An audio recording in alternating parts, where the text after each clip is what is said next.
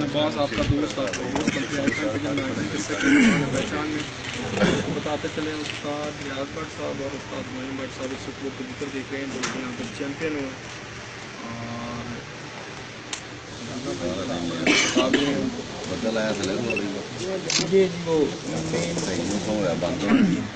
ये बहादुर मादी है जी, ये बहादुर मादी है जी। ये उस्ताद रियाज भट्ट साहब आपको दिखा रहे हैं। 94 घंटे चैंपियन ऑफ द चैंपियंस है जी। इसे 94 घंटे 48 मिनट 7 दिन के बहुत जबरदस्त जी।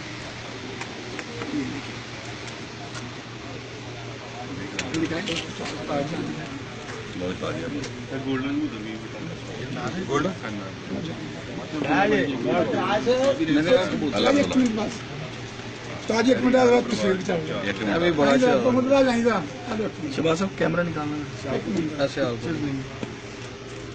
बढ़िया चीज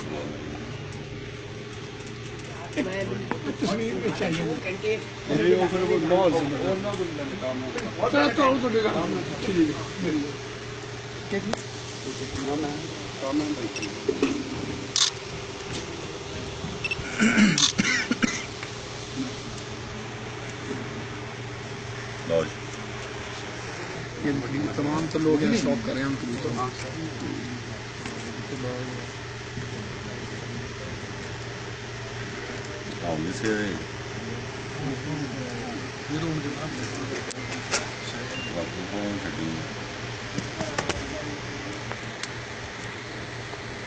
उड़ते हैं सारे बंदे कोई अच्छे होंगे ने हर गल होंदी है इंसान की मेहनत होंगी है ठीक है सर।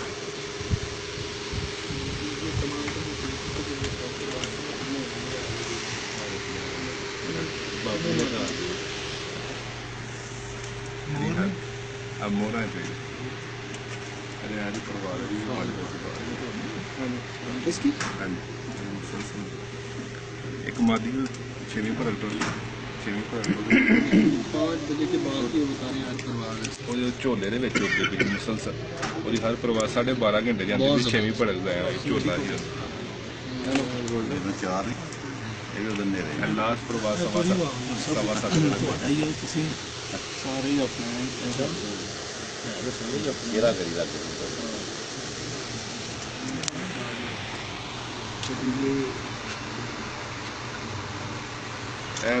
कैमरा निकाल लिया ना एंड चार आ गए 5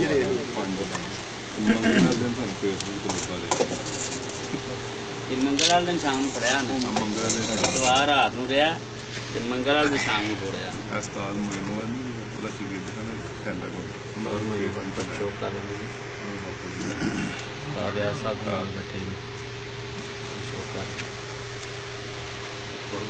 बातें सामने